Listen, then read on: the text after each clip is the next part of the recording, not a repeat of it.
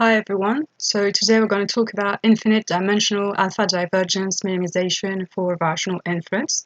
Quite a few words here, but I will explain them right after. And this is joint work with Daudel from Télécom Sud Paris, François Portier and François Rueff from Télécom Paris. During this talk, we're going to be interested in building an iterative scheme, which will allow us to move from one measure to another measure, which is why we call it infinite dimensional, and which is such that one iteration of this scheme will lead to a systematic decrease of a certain criterion, namely the alpha divergence. And what we want is to be able to use this scheme for regular Bayesian inference purposes. And this will be the variational inference side of our work. So how are we going to proceed? First, we will state the problem we're trying to solve in more details. Then we will move on to our algorithm alongside with theoretical results, and we will wrap up with some numerical experiments. Let's get started. So we're in Bayesian statistics. That is, we are interested in being able to compute or sample from the posterior density of some latent variable y, given some data d. And as we know, the problem is that for many important models, the marginal likelihood is intractable. So we've got several ways to tackle this problem, and today we are going to be interested in variational inference. So what do we do in variational inference? Well, in variational inference, inference is seen as an optimization problem. So what we do is that we're going to posit a variational family Q, and we're trying to fit Q to obtain best approximation to the posterior density. Here, the best approximation is quantified in terms of a certain divergence D. Okay, so what we see already is that the choice of the divergence is going to matter a lot, because if we just look at the optimization problem, here it still involves, the full posterior density. So we still have this constant that we don't know how to compute, which appears in the optimization problem. A second thing that we see is that the approximating family is also an important part of the problem, because what we want is for this family to be as wide as possible. However, we still want to maintain efficient optimization. So this will be 2 points, and we will start by dealing with the choice of the divergence. Okay. So what happens if we try to do variational inference within the alpha divergence family? So we will start by defining the alpha divergence, and for this purpose we will need a measured space, and we will define the two probability distribution Q and P here, where Q is going to be associated to our variational density, and P is going to be associated to the posterior density that we are targeting. And then we're going to say that the alpha divergence between Q and P is defined as follows. So we're going to integrate a certain function f alpha of the ratio Q over P, and then we will integrate this with respect to P. Okay, so here is f alpha. F alpha is defined as follows for all alpha which is non-zero and non-1, and in fact you can extend the alpha divergence by continuity to the case alpha equals 1 and the case alpha equals 0, and what we will recover is the Kullback-Leibler. As you see, alpha equals 1 is the forward one, and alpha equals 0 is the reverse one. So why are we interested in this family in particular? Well, the previous optimization problem that I mentioned, as I said, is still containing the marginal likelihood in the optimization. However, if you work within the alpha divergence family, what you can do is you can get rid of this constant in the optimization, which means that it is completely equivalent to consider this optimization problem. And here you notice that I changed the posterior density to the joint density. So now we only have the quantities that we can compute. Okay, so this is one of the first thing. The first reason why we're interested in this family. Another one is its flexibility, because here alpha is any real value that we want, and this can present numerical benefits. And another reason why we're interested in this family is that f alpha that I define here is convex. So since we're trying to do like optimization, we are going to use in our work a lot that we've got this convexity property for f alpha. So this settles the case of the divergence, and now we move on to the case of the approximating family. So typically in variational inference, what they do is that they consider parametric family. Okay, so they consider k theta here, where theta belongs to a certain set. And in our work, we were interested in considering a broader family. Okay, and how do we describe this broader family that we used? Well, basically what we did is that we put a prior over what we call here the variational parameter theta. Okay, so now we've got a measure. So our prior will be a measure which belongs to a certain probability, certain measurable space. And why are we interested, in fact, in considering such an approximating family? Well, what we see is that, for example, if we consider mu as a weight in sum of direct measure, this approximating family will be the one of mixture models. So if we're able to optimize mu here, it means that we will be able to optimize the weights of our mixture model, which is something we are interested in being able to do. So now we've got our approximating family, so we can combine everything together and state the full optimization problem. So here, this thing, I will rewrite it this way, okay, as mu k of y, and notice that I'm using kernel notations now, so it's k of theta y, where k is a Markov transition kernel, and I will also introduce p, which is any measurable positive function that I want. So for this, you have to keep in mind what I said right before with the alpha divergence, that I can consider with or without a renormalizing constant, which is why p is any measurable positive function that we want. And once that we've got all this, we can write our optimization problem as follows. So we're going to just try to minimize, the integral of f alpha again. Here, q is going to be mu k now, divided by p, integrated with respect to p. And we're going to give this a name, right? We're going to call this psi alpha of mu, and this will be our objective function, right? Okay, good. So now we've got everything we need to move on to our algorithm. Right, so here I rewrote again the optimization problem that we're trying to solve, and now for the algorithm, I said that it was an iterative algorithm, so we will need first first measure mu1, which is such that our criterion in mu1 is finite, so nothing too fancy here. And from there, we will be able to define our sequence of probability measure iteratively as follows. So we're going to apply here a certain operator I alpha, and I alpha is defined according to algorithm 1 just here. So it is made of two steps.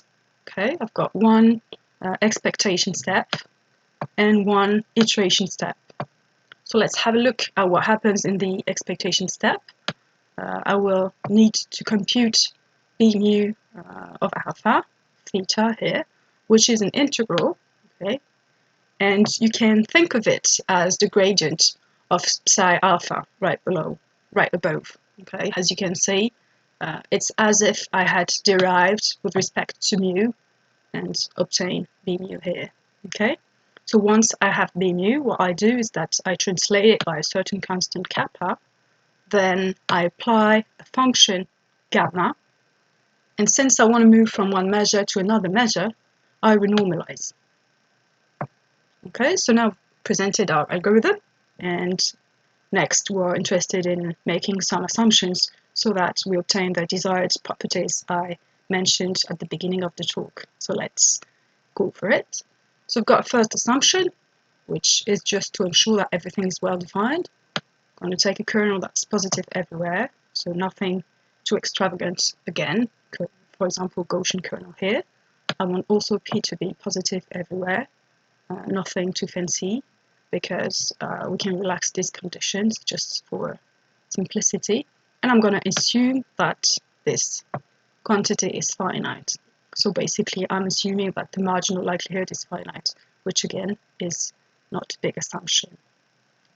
Next, I'm making an assumption on gamma and kappa, okay, which is as follows. I'm just going to assume that it's decreasing, continuously differentiable, and that it satisfies this following inequality, okay?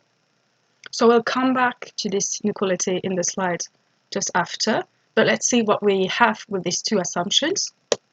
So assuming A1 and A2, and that mu is such that, psi alpha is finite in this, when evaluated in mu, that, also this is finite, so that my scheme is well defined, then I have two things that I can say. The first one is that my scheme is going to be non-increasing, okay?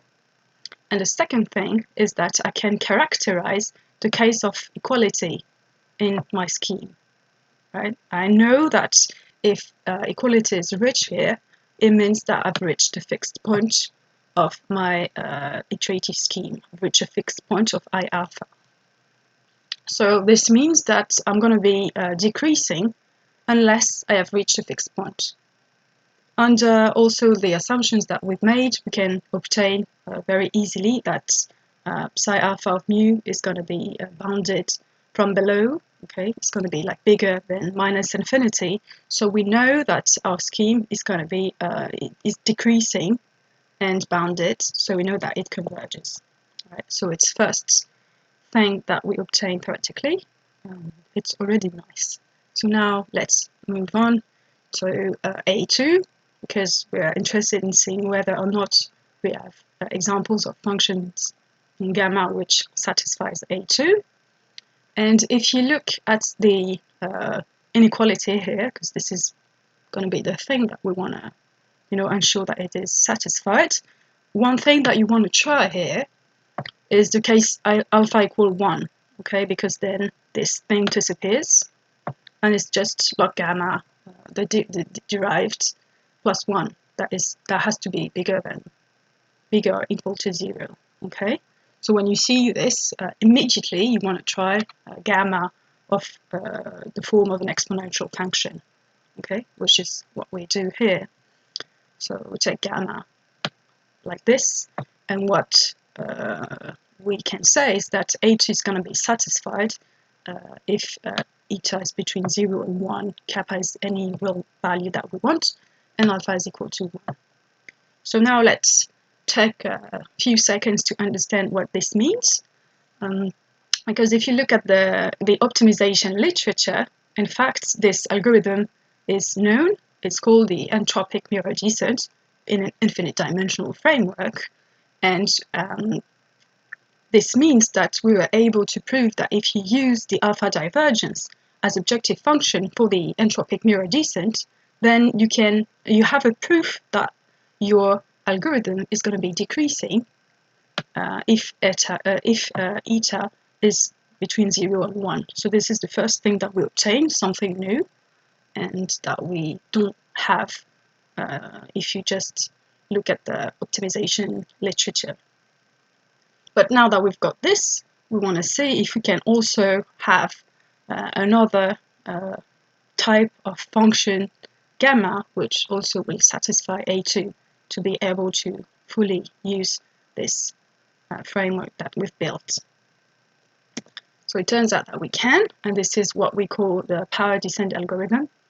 And we call it this way because basically, if you look at what happens, you take your gradient and you put it to a certain power. Okay, so again, eta is going to be between 0 and 1. You will need an extra assumption on kappa just to make sure everything's well defined in your power here. And you're going to take alpha different, which is different from 1. And if you do this, you will still be able to satisfy A2. So here we've got two different examples which satisfies A2 and this property that this algorithm is going to be decreasing and converge towards a certain limit. So the next question that we have in mind is, okay, what's the limiting behavior of this algorithm? Okay, so that's what is written here. So yeah, I skipped the four more theorems because they're a bit notation heavy, but you can go and check the paper where you will have all the details. But basically what we can say is that if you look at the entropic mirror descent for like any value of alpha that you want, the first two cases, and if you take alpha bigger than 1 strictly when you do the power descent, well, you're able to ensure convergence towards the optimal value at 1/n rate. Okay, it's the first thing that you can do. And then in the particular case where alpha is strictly less than 1 for the power descent, so this case is a little bit trickier, but you can still prove convergence towards the optimal value. Okay, so we've got two very interesting results here, a bit hard to prove as well. And now I would like to speak a little bit more about this 1/n convergence rate that we have here. All right. So if you look at the optimization literature, you see that if you want to get such convergence rate for the entropic mirror descent, you need your objective function to be beta smooth, which is not an assumption that is satisfied in general for the alpha divergence. You can think, for example, of having P and Q in the Gaussian family. So we cannot directly apply the results from this community. Okay, so what did we do? Well, our results of monotonicity, the fact that, you know, our scheme is decreasing, well, in fact, this decreasing property can be rewritten under this form. So basically, you can quantify the improvement in terms of the variance of B mu. So you've got this relation here. And if you look at what happens in the proofs of optimization when it comes to convergence rates, for example, projected gradient descent, if you assume that f is beta smooth, so this is the assumption we don't want to make with the alpha divergence, well, you've got this type of relation that is used then to obtain an 1/n convergence rate. And what you see here is that, you know, you've got a strong parallel between the two, because you've got you're in u here, right, which corresponds to mu there. Then you do one step of your gradient descent, and you have a control of this quantity, like you've got control of this gradient in terms of this difference. And here it's the same thing. You've got B mu, which is the gradient, right? You've got control of this, the variance of the gradient in terms of the difference here, right? And this is what we used so that we could obtain such a convergence rate. Okay, so now we've got all this. And now we will come back to the example that I mentioned right at the beginning of the talk. That is when we are trying to deal with mixture models. So to do this, I will introduce the simplex here.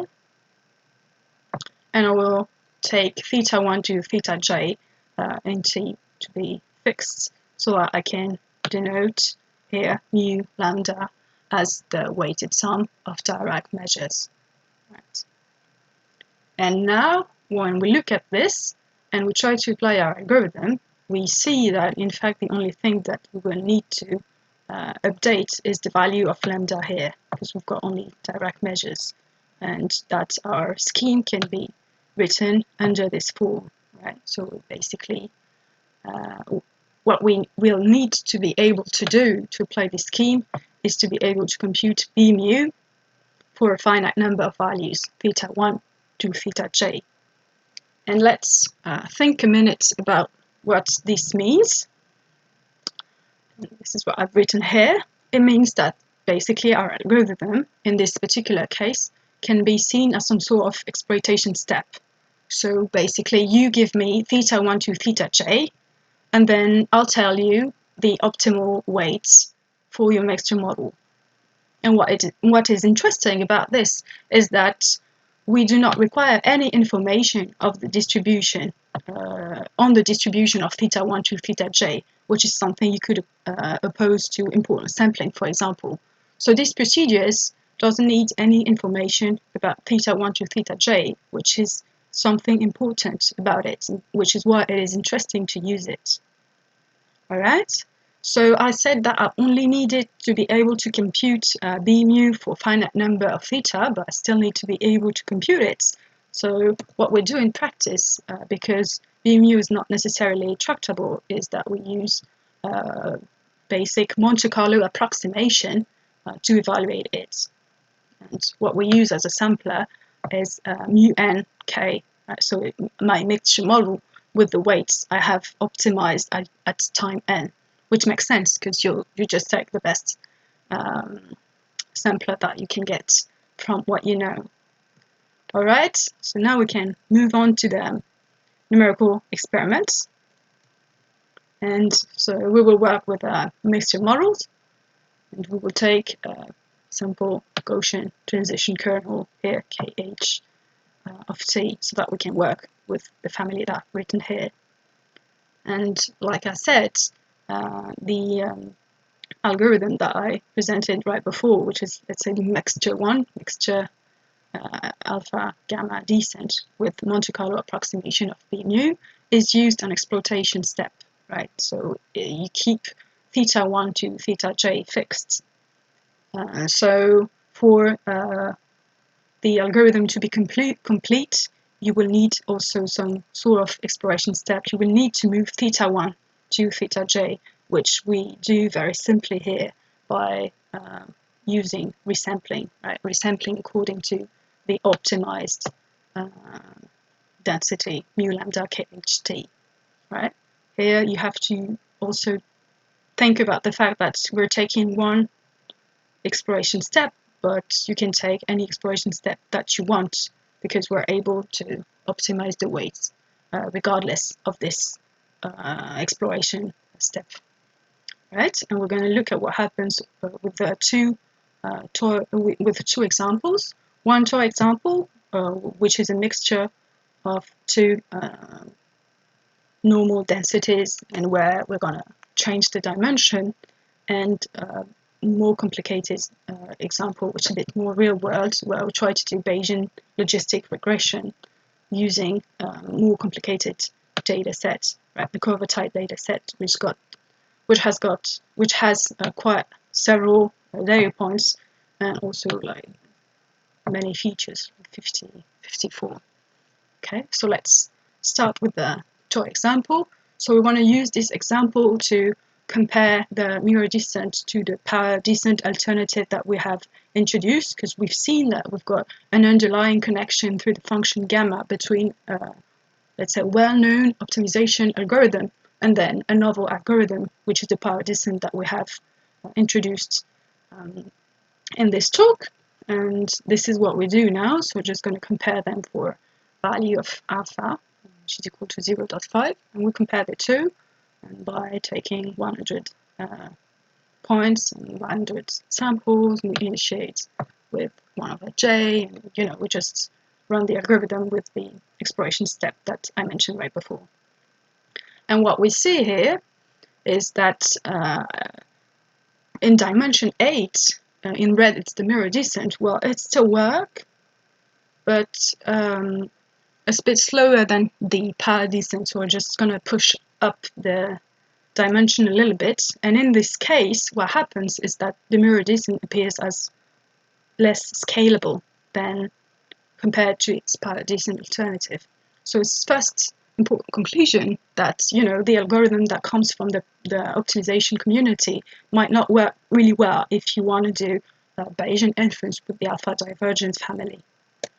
And this can be explained by the fact that here we've got an extra log transformation that we apply when we consider the power update formula, which allows to differentiate between very small values of b mu, okay, which you cannot do with the mirror descent algorithm. So this is why this is slightly more scalable. So first insight I would get, And then we move on to the Bayesian logistic regression example.